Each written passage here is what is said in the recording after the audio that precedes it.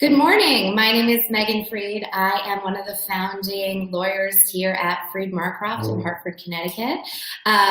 Today we're in Hartford, but I'm joined by my colleague Jaclyn Zolnik today, who's usually in our Cheshire, Connecticut office.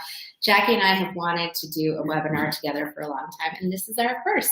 Good morning. So today we're going to be talking about how to choose your approach. And as the materials that you probably received in advance described, we're going to cover a variety of topics. First of all, we're going to talk through the available processes for divorce in Connecticut, and then we're going to move on to some of the ins and outs about them and why. But before we get to that, Jackie and I want to talk to you a little bit more about the decision-making process. So at Freed Marcroft, we only practice divorce and family law. That's all we do here. And Jackie, before she became our legal administrator, used to be our head paralegal, and she sat in every single strategy session here at Freed Marcroft. So throughout the process, she's going to share with you what she learned from our former clients going through the process about how to choose what method that you and your family use, mediation, collaborative, or litigation. So without further ado, we're going to have some slides for you today. And I'm going to get those up so that you can see them. There's Jackie and I. Will stay at the top for most of this. If I think the slide's little, we'll disappear and you'll just be looking at the slide. But for now, thank you for being here and welcome to Freed Marcroft's presentation of Choosing Your Process. One of the things that we have learned here is that we need to know about how humans make decisions in order to help them make intense decisions on their own. So the first step of making a decision is to identify problems and goals. We'll talk about this more later, but generally one of the things that happens is we're pretty good at identifying problems. We're less good at identifying goals for ourselves. Then we gather information. A lot of you are going to be in this stage for purposes of this call, gathering information. Then we create options, weigh possibilities, make a decision, and take action. Every solid decision that you've made, whether or not you were thinking about these steps or not, followed these 6 steps.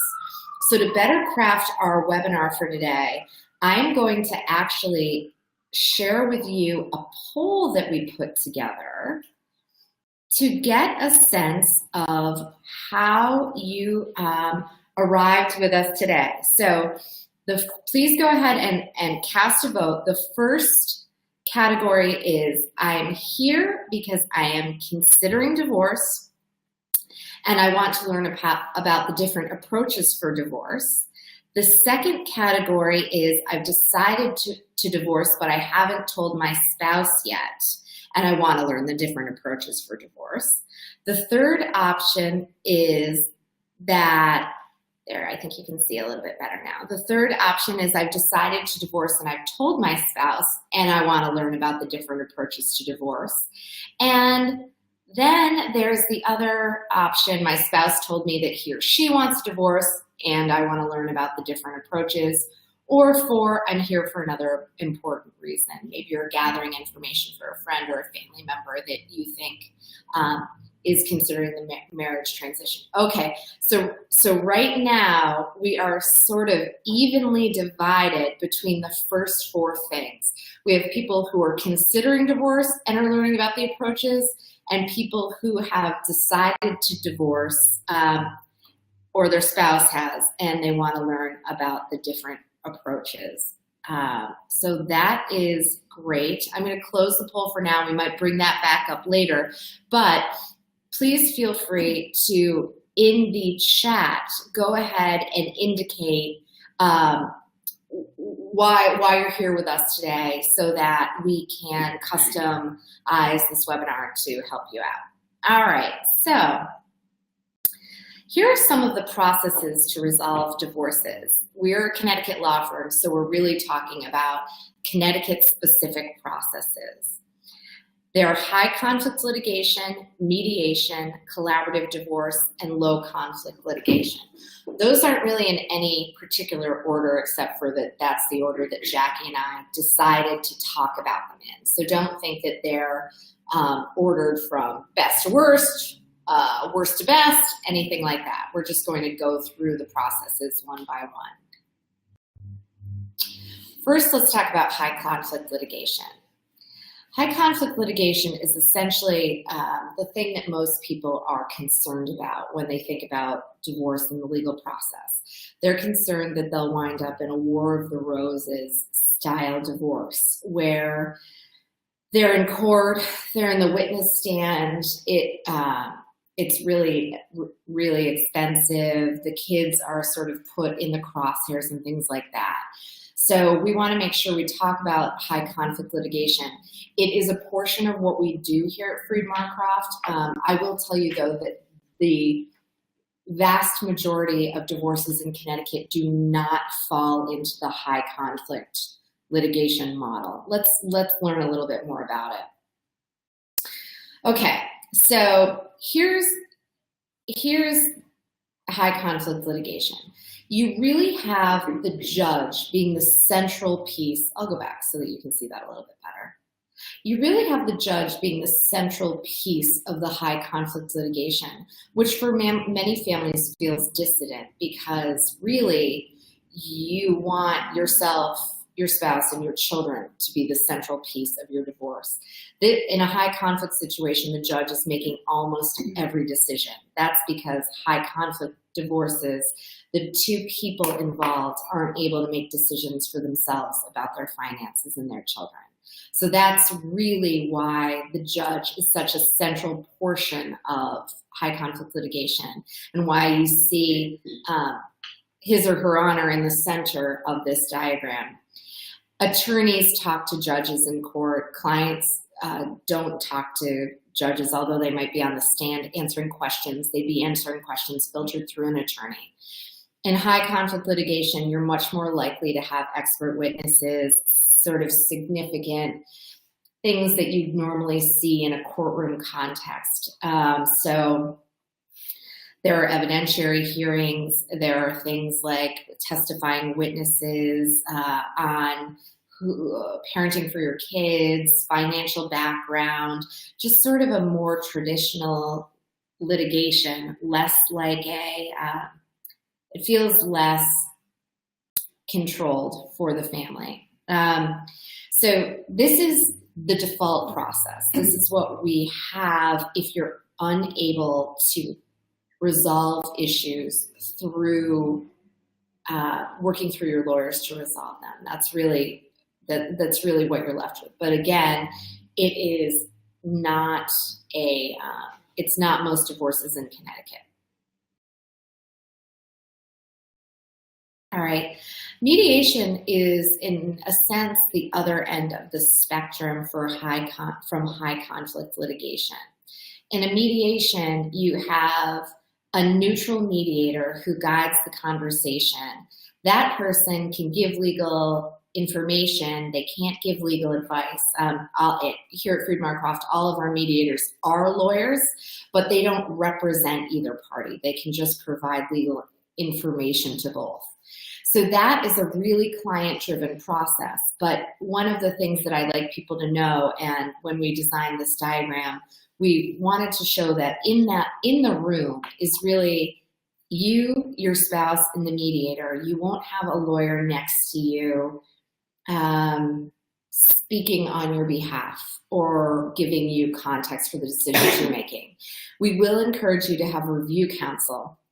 That's someone who doesn't come into the mediation room, a lawyer who represents you and reflects on the agreement that you reached with your spouse and gives you some context for how that might have turned out if you had, for example, litigated the issue in front of a judge, so you have some context for the decisions you're making.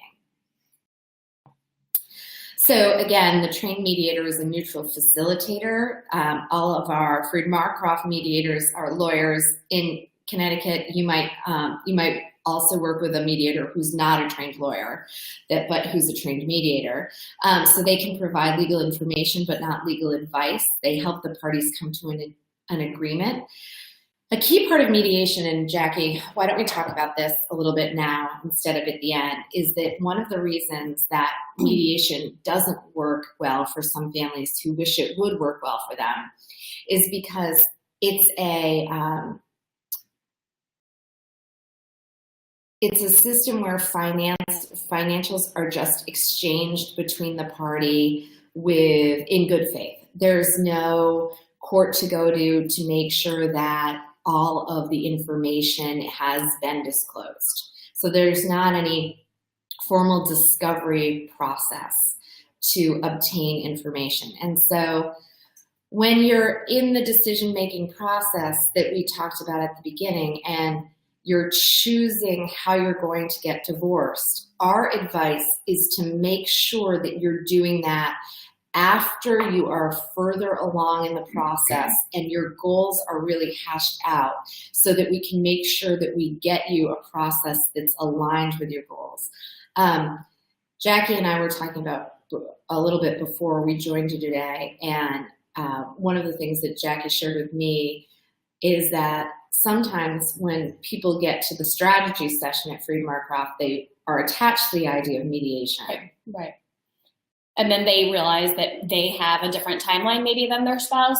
They want us to speak to their spouse. Their spouse then comes in for a goals and planning conference to make sure that their aligned interests are the same, so that they are looking in the same time period, that they have some type of idea on a parenting plan or a financial division of assets. Do they have some idea of what they're going to do with the house? Do they have some idea on retirements? So that we're recognizing that they've at least started conversations, that they have an open dialogue, that they're looking to work with someone and each other, so that they're open to these conversations and that they have a common goal within a time frame.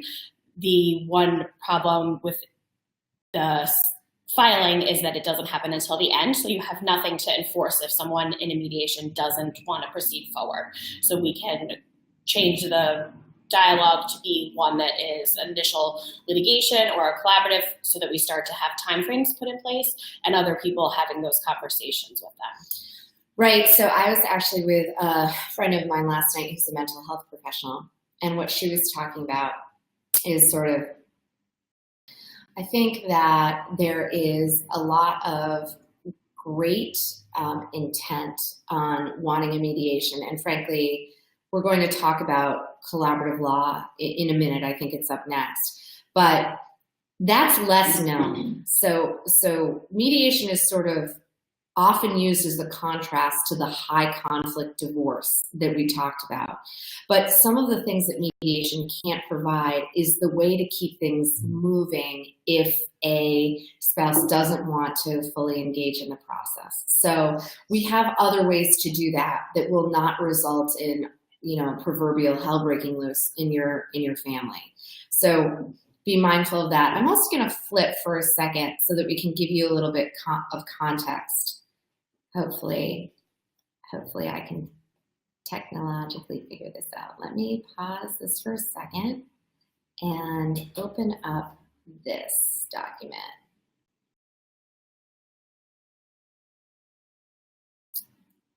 Which I believe to be available to us. Okay, great.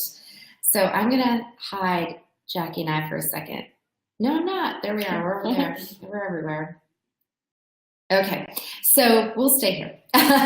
So this document right here is how things work at Freed Marcroft, so you have some context. So the Goals and Planning Conference up there at the top, that's what Jackie referred to.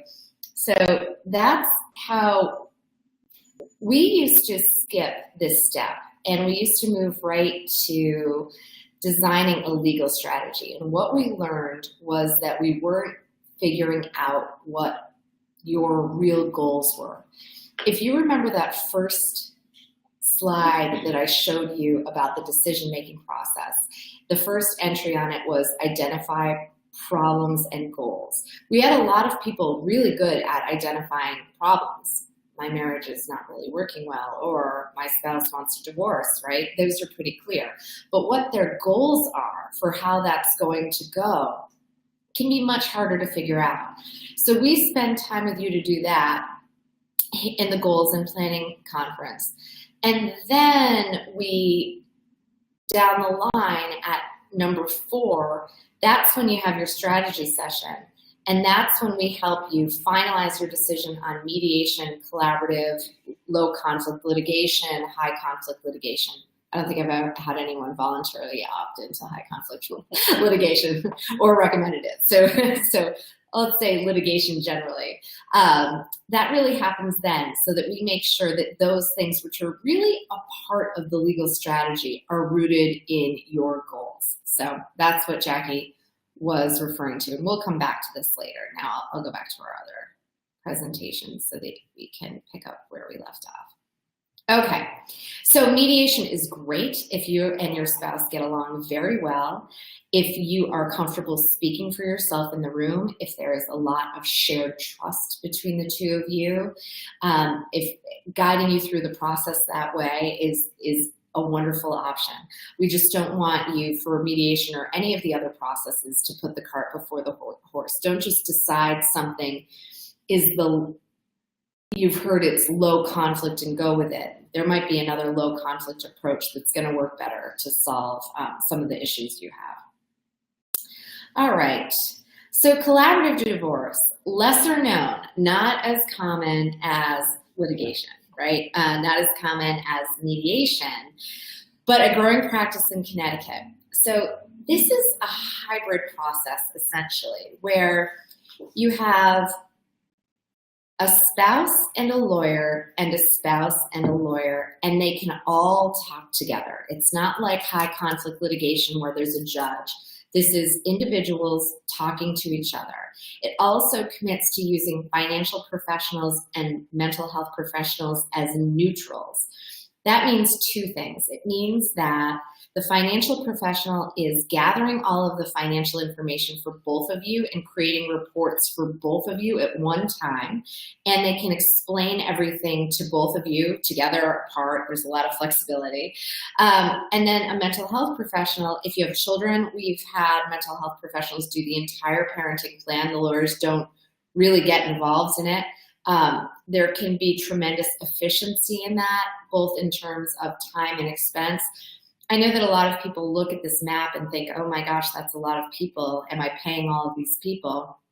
And the truth is that collaborative can be highly efficient because of how you're using those people. You're not having competing experts like in a high conflict divorce, but you're not without an attorney sitting next to you in the room like in a mediation. And sometimes they even have those meetings independent. Absolutely. If you already know that you're somewhere within the parenting plan, you might meet with that parenting plan professional with your spouse. Same thing with a financial professional. The attorneys might be there for like the first meeting, and then if there's a secondary meeting, you might be independently with those professionals. A lot of times it does happen at the table, but sometimes there are times when you can meet independent. So not all of the meetings are everyone around the table. Right. That's a really good point. Because of the way a collaborative is set up, there's freedom to speak to set it up in different ways that not everyone is all together at once. For example, I've had collaborative divorces where one spouse handled the finances and the other didn't, and that the person that didn't handle the finances just needed more time with the financial professional, and he or she is able to call up and get those answers, and that's not an issue like it would be in some of the other formats we're discussing. So the focus on collaborative, like with mediation, is on mutual respect, but everyone has, or both spouses have, a specially trained collaborative attorney. Collaborative designation is something separate than your law degree. There's a collaborative training process. There's the divorce coach and the financial neutral. Both of those folks are neutral, like we discussed. Sometimes if there's a child with special needs or some particular issue, you can actually also involve someone to help with the children specifically. Like with mediation, both spouses have to agree in order for there to be a collaborative. Also, like with mediation, the hope is that if all goes well, court is limited to the day that the divorce is finalized. You should only have to go to court once if the collaborative holds together, like the mediation. Now, if it doesn't, if the collaborative doesn't hold together, what has happened, what enables all those folks around the table is that we've all those people have signed a no court pledge that no one will threaten litigation in the collaborative context. And if the collaborative context breaks down, both of the lawyers are out. They can't represent either party in the subsequent litigation. Now, in a mediation, the mediator is also out. They could certainly never represent either spouse in the mediation, in the subsequent litigation. So remember when I talked about litigation being the default, if any of these alternative dispute resolution processes, mediation or collaborative, break down, you wind up in a litigation. So, frankly, in many ways, starting from the beginning in a lot of cases. So we want to make sure that we pick the right process so that we can hold the process together and move you through the divorce in that process rather than having to start over.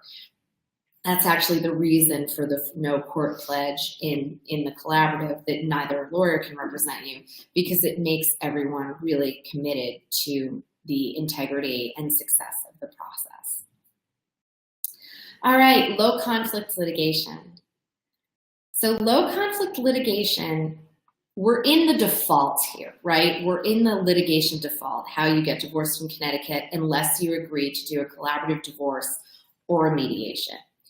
But the reason most litigation is low conflict is spouses can generally agree, particularly with the help of counsel, on some or all issues. So just because you're in a litigation does not mean that you're going to be in and out of court. Jackie, can you talk about that a little bit, since you've seen so many of our cases over the last few years? How many of our folks wind up in a litigation where it's low conflict and they only go to court once on the day of their dissolution? Yeah, that's, I would say, the majority of our cases. Yeah. Sometimes we do adopt other pieces from similar to like the collaborative, where we involve a financial professional so that they are there to help assist in the division of assets, and that they're able, or a parenting coordinator to help with the development of the parenting plan.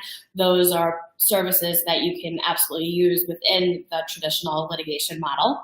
The parties are in a discovery process where we exchange financial documents, we exchange proposed orders and draft agreements with opposing counsel, and work together to try and resolve any outstanding issues. They also will engage in four-way meetings. We can use private judges to work as a mediator. There's a lot of different ADR type of methods that we can use, even in the traditional litigation model. Parties are able to speak one-on-one with their attorney. The attorney can call the other attorney. Attorneys can call pro se parties once they've appeared so that they can try and negotiate the agreement with them. There's also the use of family services, the family relations at the courthouse, to try and intervene and assist where needed with any mediation practices that can help to resolve agreements or get to a point where you only have one outstanding issue, that you're taking the action in front of the judge for a shorter hearing, so that we're hearing just one outstanding issue, but the rest of the parenting plan or the separation agreement has been decided up until that point. Right. So what the court is trying to do the whole time is narrow the issues that are in dispute, right? We want to resolve as many things as possible. What that really does is keep control in the hands of the client. So we want you and your spouse to make the decisions about your life and your finances and your kids. But if you can't, in this situation, there is a judge there to help if there's an impasse. I think that one of the things that's also a feature of low conflict litigation is a lot of times it will incorporate a four-way meeting. It's not like a collaborative. It's not there's not a no court pledge in a litigation like this, but there are very frequently a four-way meeting with lawyer-client to attempt to resolve some issues and just take them off the table. Sometimes all issues, sometimes at least some get resolved. Okay, so that is that's the nuts and bolts of low conflict divorce. But so this is the process where spouses don't mutually select mediation or collaborative, but they're able to reach agreements outside of court with assistance from their attorneys.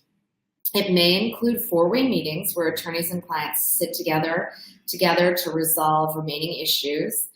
The court's available to resolve issues that the parties aren't able to reach agreements on. And again, it is, as Jackie said, it's possible to resolve agreements. I just lost my train of thought. It's possible court will be limited to the last day. That's right. Or you'll have one hearing early on, but things will resolve. So a lot of times, this can be used at the beginning, and it also can convert to another process. So for example, say, so Jackie and I are married, and Jackie has told me that she's ready to get a divorce. We've been talking about mediation, and I don't like the idea of his divorce, and I start to not move forward, right? I need more time to think about it, and that time gets longer and longer, and all of a sudden Jackie starts to feel like maybe I'm just not serious about mediation. Maybe I'm just trying to make this whole thing go away. In that context, if Jackie came to us at Freed Marcroft, one of the options we might have for her is, why don't we draft a letter to your spouse that says, hey, this is going to move forward. And sometimes that letter alone can make me, the me person in this scenario, get serious about it and kind of deal with what's happening. Sometimes it takes actually filing the lawsuit that starts the divorce to get someone on the same page.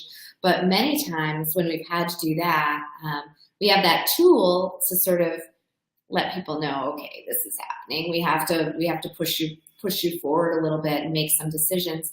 We can also then turn it into a collaborative. There's nothing preventing us from making sure that you can unring the bell, I think is what I would say. You can bring it back and go into collaborative process. But sometimes the low conflict divorce approach can be a tool to move forward. Often we can send the papers too with it. We can show them what it would look like, what the timelines that the court could enforce, the dates that they could have to file an appearance by, the date that they would have the matter ultimately resolved. Those dates, when they're on that paper and in front of someone's face, can help them to see the timelines in which the court would be able to enforce certain deadlines. It doesn't become an actual, lawsuit until it's been filed. So we could still change the path once they've sent the documents and say, this is what we're going to be filing with the court. The marshal would serve it with them, or we could do it with the letter. There's a lot of options that you have to control the process in the beginning. The decisions that you make, the ways that you can communicate to your spouse, the way that you inform them of where you are in your decision-making process to see if that aligns with where they are in their decision-making process.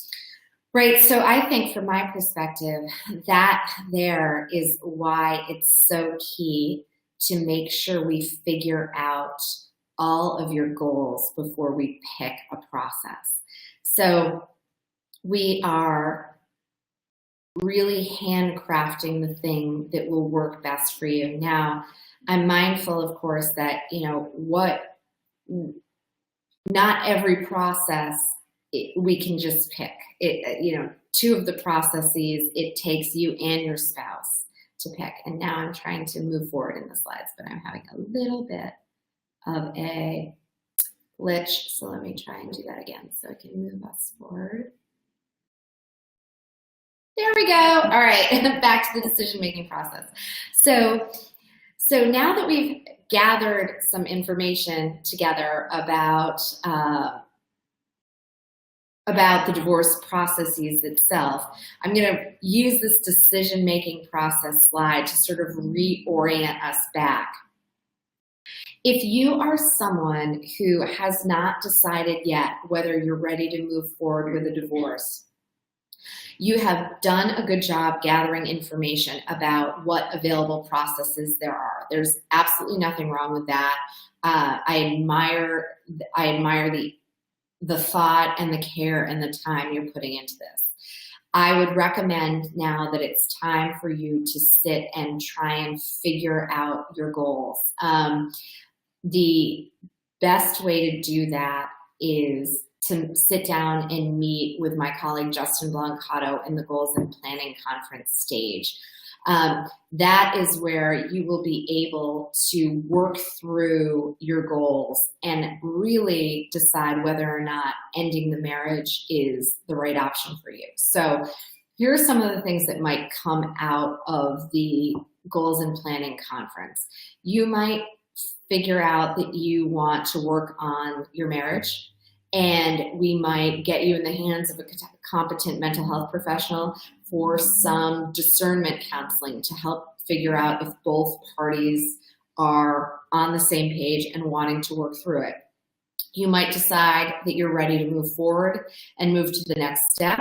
Okay, we will get a sense of your goals for following the divorce. You're going to actually come out of the Goals and Planning Conference with a concrete priority list of what you want to work on. And that is going to be the goalpost of how we design your legal strategy. So Jackie doesn't do the Goals and Planning Conference. What she knows about is steps 2 through 9, right? So she was the classic recipient of the priority list coming out of the Goals and Planning Conference. So now we're assuming this person is staying with Freed Marcroft and wants to move forward with the divorce, Jackie. So before we had the goals and planning, we would essentially skip right to 2, 3, 4, 5, 6, right? Right. Can you tell one of your stories?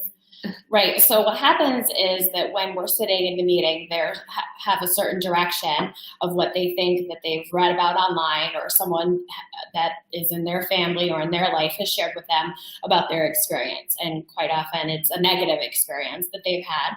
And we wanted to be different. The energy that comes into the room when we're meeting with them in their strategy session, once they've been to a Goals and Planning Conference, is someone who's already started to visualize their future. They've started to use words about goals and what I want my life to look like afterwards.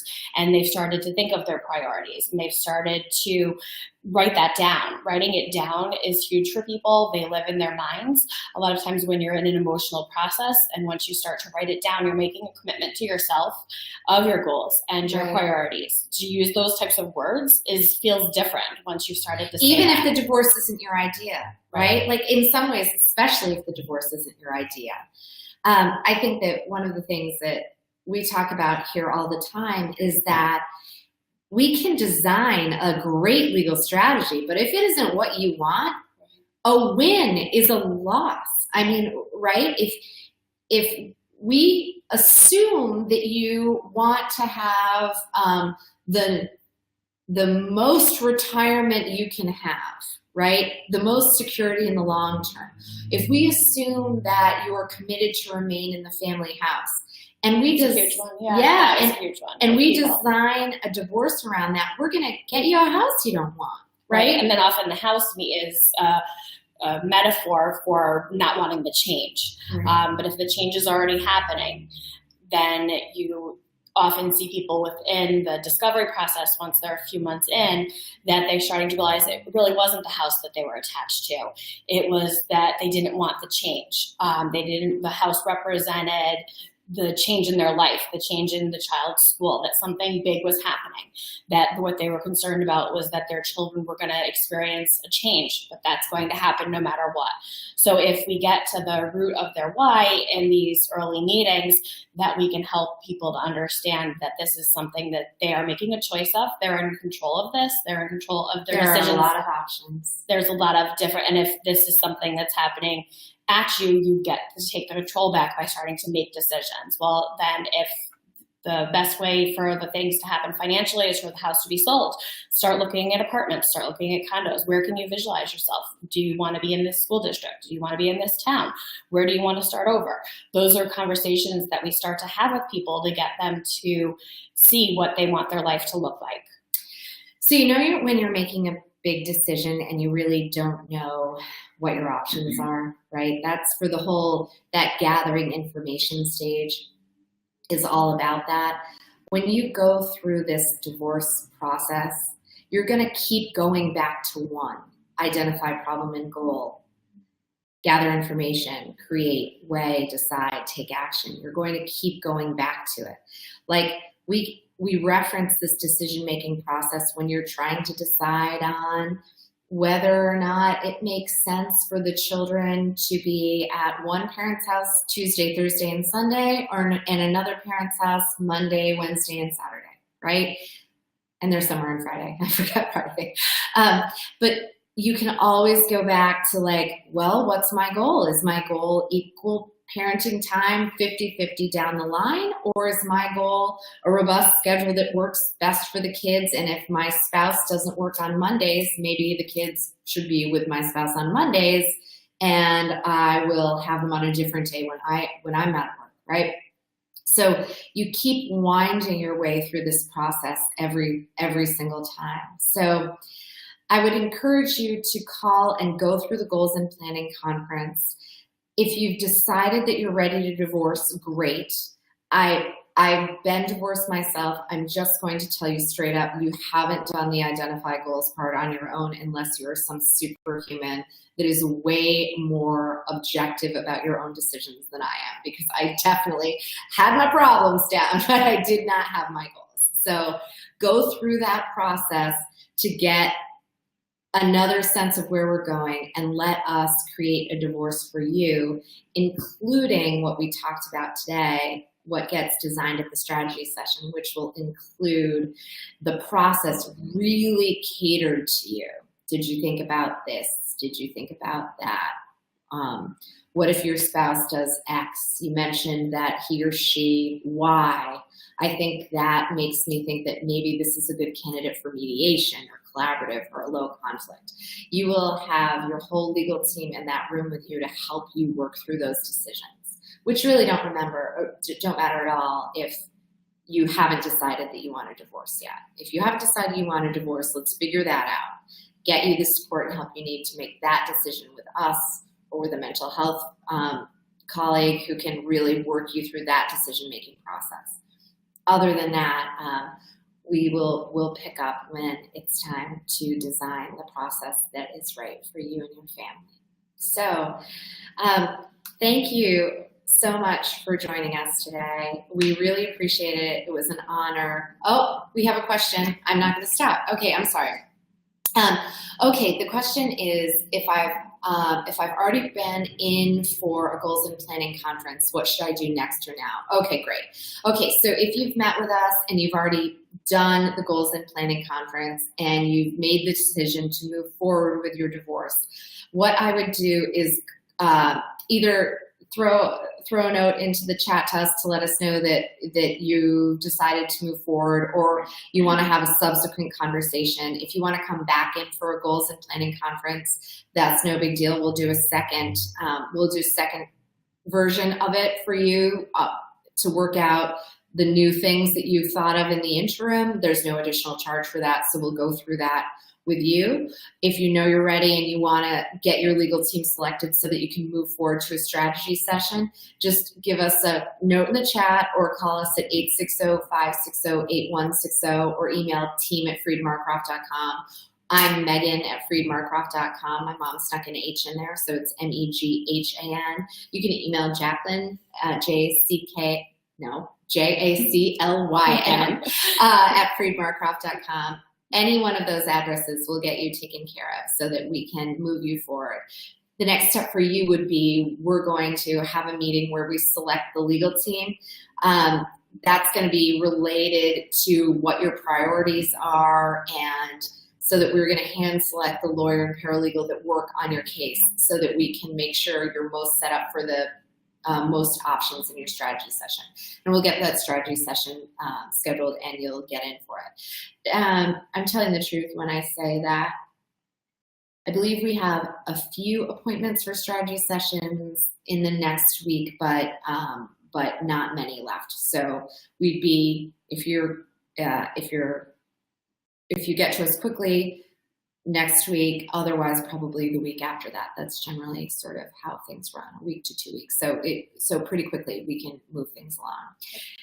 Also, if there are any urgent issues happening, we can take care of those quickly on this slide. See that number 5. One of the things, this roadmap isn't to scale. 7, 8, and 9 take a lot longer than 1 to 4. So it's sort of like a distorted map. But that address any immediate concerns at 5. If something's happened in your family, there's a concern about someone moving or someone spending money that might not be appropriate, we can take care of that really, really quickly. So one of the things about divorce is there are ways to handle things that are more immediate, that need to be addressed before the divorce is final, and then there's the plan for what happens after the divorce. So once you're in the working with us, we can handle both of those things. So thank you so much again. We really appreciate your time. We are grateful. Get in and have a goals and planning conference, because you shouldn't do what I did and skip that step. 860-560-8160, team at Freed Marcroft. Jackie, thanks for our first webinar together. Thank you. Thank you for your time. Have a great one. Bye.